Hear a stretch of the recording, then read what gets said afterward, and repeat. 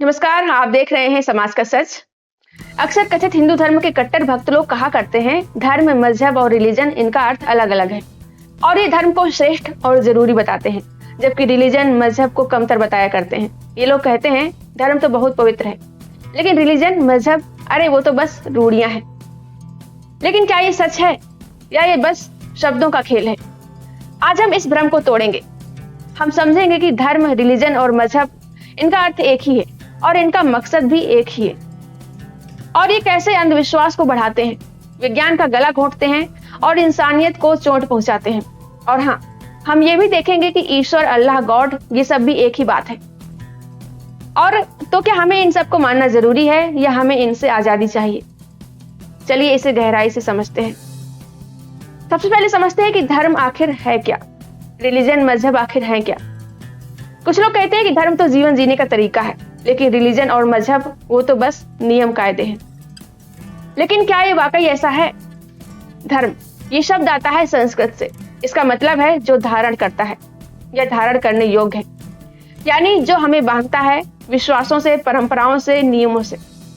और रिलीजन ये अंग्रेजी शब्द है, लैटिन के रेलिगेर से आया है, मतलब जोड़ना या बांधना। देखा, वही बात। और मजहब ये अरबी शब्द है, मतलब विश्वास का रास्ता। तो ये तीनों शब्द एक ही चीज कहते हैं, एक विश्वास तंत्र जो हमें नियम देता है, हमें बताता है कि ये करो, वो मत करो, ऐसे जियो, ऐसे रहो। लेकिन कुछ लोग कहते हैं कि नहीं, धर्म तो आध्यात्मिक है, रिलीजन तो बाहरी रस्में है। साथियों, ये बस शब्दों का खेल है। हिंदू धर्म हो, इस्लाम मजहब हो या क्रिश्चियन रिलीजन, ये सब एक ही ढांचे हैं। ये हमें बांधते हैं, हमें कंट्रोल करते हैं एक खास तरह के नियम कायदों में। तो सवाल यह है कि क्या फर्क पड़ता है अगर आप इसे धर्म कहें, रिलीजन कहें या मजहब? कोई फर्क नहीं पड़ता है, क्योंकि इनका मकसद एक ही है। धर्म, मजहब, रिलीजन शब्द को सीधा सीधा समझे तो कह सकते हैं कि धर्म हिंदी शब्द है और इसे उर्दू में मजहब कहते हैं और अंग्रेजी में रिलीजन। जो हिंदी बोलते हैं वो मजहब या रिलीजन को भी धर्म ही कहते हैं। तो इनका मकसद क्या है? चलिए इसे समझते हैं। पहला मकसद है सामाजिक व्यवस्था।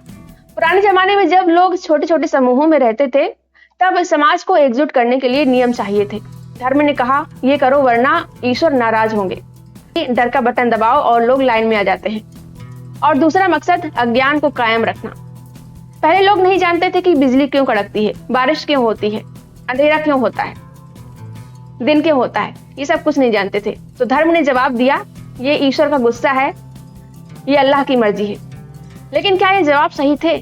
नहीं। विज्ञान ने बताया कि बिजली प्रकृति का नियम है, बारिश बादलों की एक प्रक्रिया है। और धर्म का तीसरा मकसद है शक्ति और कंट्रोल। मंदिर बने, मस्जिद बने, चर्च बने, पुजारी आए, मौलवी आए, पादरी आए, इन लोगों ने खुद को ईश्वर का दूत बताया और समाज पर कब्जा कर लिया। ये आपको बताते हैं कि क्या खाना है, किससे शादी करनी है, और अगर आप नहीं माने तो नरक की आग, जहन्नुम की सजा, कर्मों का हिसाब, ऐसा डर दिखाया जाता है। तो साथियों, सवाल यह है कि क्या आज के दौर में हमें इसकी जरूरत है? जब विज्ञान हमें सच दिखा सकता है, जब तर्क हमें रास्ता बता सकता है, तो क्या हमें इन पुराने ढांचों में जकड़े रहने की जरूरत है? नहीं होनी चाहिए। अब बात करते हैं धर्म, रिलीजन और मजहब कैसे अंधविश्वास को बढ़ाते हैं। अंधविश्वास का मतलब है बिना सबूत के किसी चीज पर विश्वास करना। जैसे काली बिल्ली रास्ता काट दे तो बुरा होगा, क्योंकि धर्म ने ऐसा कहा है, परंपरा ने ऐसा कहा है। ऐसा नहीं करेंगे तो ईश्वर नाराज हो जाएंगे, क्योंकि ऐसा धर्म ने कहा है। लेकिन इसका कोई वैज्ञानिक आधार है? नहीं। लोग मंदिरों में चढ़ावा चढ़ाते हैं, मन्नत मांगते हैं, और अगर मन्नत पूरी हो जाए तो कहते हैं भगवान ने सुन ली, भगवान की कृपा हो गई, अल्लाह की कृपा हो गई। और अगर नहीं हुई तो कहते हैं कर्मों का फल है। साथियों, ये तर्क नहीं है, ये सिर्फ तर्क का मजाक है। और ये सिर्फ हिंदू धर्म तक सीमित नहीं है।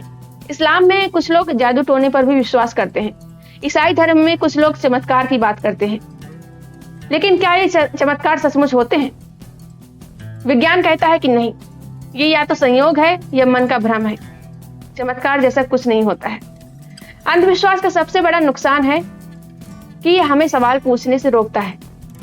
अगर आप सवाल पूछेंगे तो आपको नास्तिक कहकर चुप करा दिया जाएगा, आपको गलत बोला जाएगा। लेकिन सवाल पूछना गलत नहीं है। सवाल पूछना इंसान होने की निशानी है। तर्क करना इंसान होने की निशानी है। अब बात करते हैं धर्म, रिलीजन और मजहब विज्ञान के खिलाफ कैसे हैं।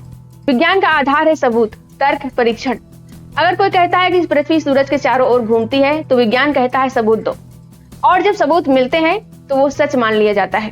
लेकिन धर्म कहता है बस विश्वास करो। पुराने जमाने में लोग मानते थे कि सूरज पृथ्वी के चारों ओर घूमता है, क्योंकि धर्म ग्रंथों में ऐसा लिखा था, बाइबल में ऐसा लिखा था। जब गैलीलियो ने कहा कि नहीं, पृथ्वी सूरज के चारों ओर घूमती है, तो चर्च ने उसे सजा दी, क्योंकि विज्ञान ने धर्म की बुनियाद हिला दी। आज भी यही हो रहा है। कुछ लोग कहते हैं कि वेदों में सारी विज्ञान की खोजें लिखी हुई हैं, लेकिन क्या वेदों में डीएनए की संरचना बताई गई है? क्या कुरान में फिजिक्स का जिक्र है? जवाब है नहीं। और ये सब बाद में की गई व्याख्याएं हैं। जैसा कि लोग कहते हैं कि वेदों में ये है, कुरान में ये है, विज्ञान है, तो ये सब बाद में ये सब लिखा गया है नई किताबों में। विज्ञान हमें सिखाता है कि सच्चाई को परखो, सवाल करो, नए जवाब खोजो। लेकिन धर्म कहता है जो लिखा है वही सच है। ये सोच हमें पीछे ले जाती है। अब सबसे बड़ा सवाल है कि धर्म, रिलीजन और मजहब इंसानियत के खिलाफ कैसे हैं। इंसानियत का आधार है समानता, करुणा और स्वतंत्रता। लेकिन धर्म क्या करता है? यह हमें बांटता है। कहता है हम हिंदू हैं, तुम मुसलमान हो, हम ईसाई हैं, तुम यहूदी हो। ये बंटवारा हमें एक दूसरे से लड़वाता है। भारत में हिंदू मुस्लिम दंगे क्यों होते हैं? क्योंकि धर्म हमें सिखाता है कि हमारा भगवान ही सही है, तुम्हारा गलत है। लेकिन क्या कोई भगवान सचमुच चाहता है कि लोग एक दूसरे का खून बहाएं? वही धर्म हमें स्वतंत्रता से वंचित करता है। अगर आप किसी खास धर्म में पैदा हुए तो आपको वही मानना पड़ेगा। अगर आप सवाल पूछें तो आपको काफिर या पापी कह दिया जाएगा। और अगर आप उस धर्म को छोड़ना चाहें तो समाज आपको बहिष्कृत करेगा। और सबसे दुखद बात, धर्म हमें दूसरों के दुख के प्रति असंवेदनशील बनाता है। कुछ लोग कहते हैं कि उसका दुख उसके पिछले जन्म के कर्मों का फल है। लेकिन क्या ये इंसानियत है? अगर कोई भूखा है, बीमार है, तो उसे मदद चाहिए, कर्मों का लेक्चर नहीं। अब बात करते हैं ईश्वर, अल्लाह और गॉड की। लोग कहते हैं कि ये भी अलग अलग हैं, लेकिन क्या सचमुच ऐसा है?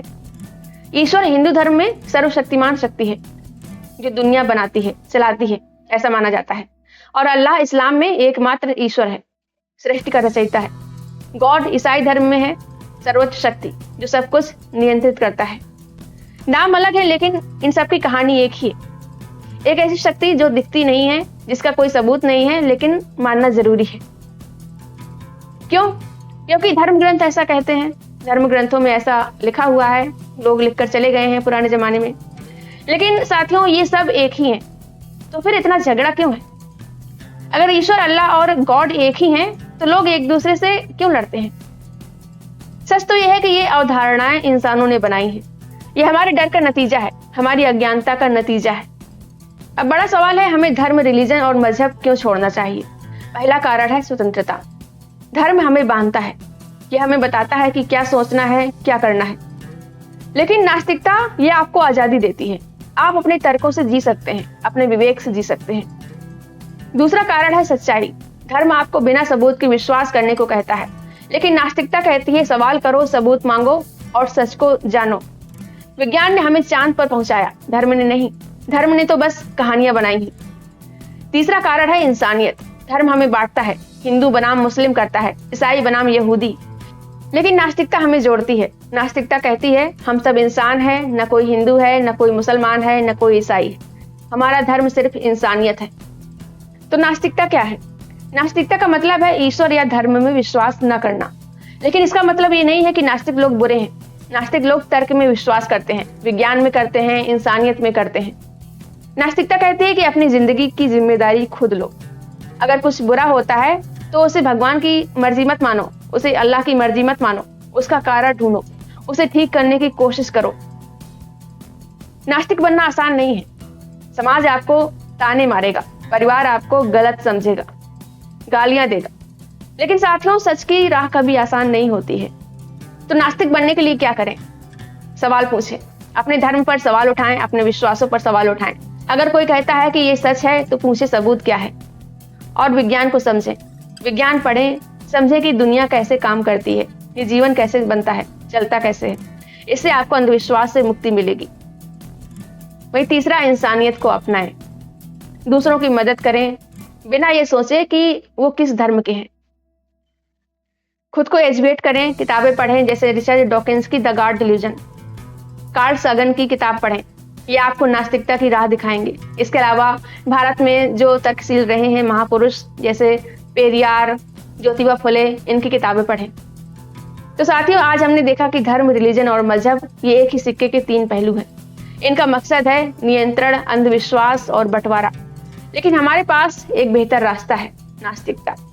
ये वो राह है जो हमें आजादी देती है, सच की तलाश करने की हिम्मत देती है और इंसानियत को सबसे ऊपर रखती है।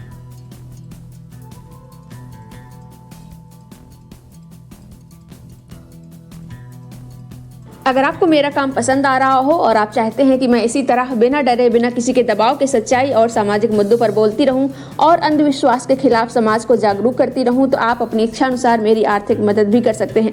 मैं किसी संगठन या पार्टी से नहीं जुड़ी हूं। आपका सहयोग ही मेरी सबसे बड़ी ताकत है। आप अपना सहयोग वीडियो के नीचे दिख रहे थैंक्स के बटन पर क्लिक करके या फिर मेरी UPI ID shashi-singh9192@OKICICI पर सीधे भेजकर या फिर स्क्रीन पर दिख रहे QR कोड को स्कैन करके कर सकते हैं। आपकी हर छोटी से छोटी मदद मेरे लिए बहुत कीमती है।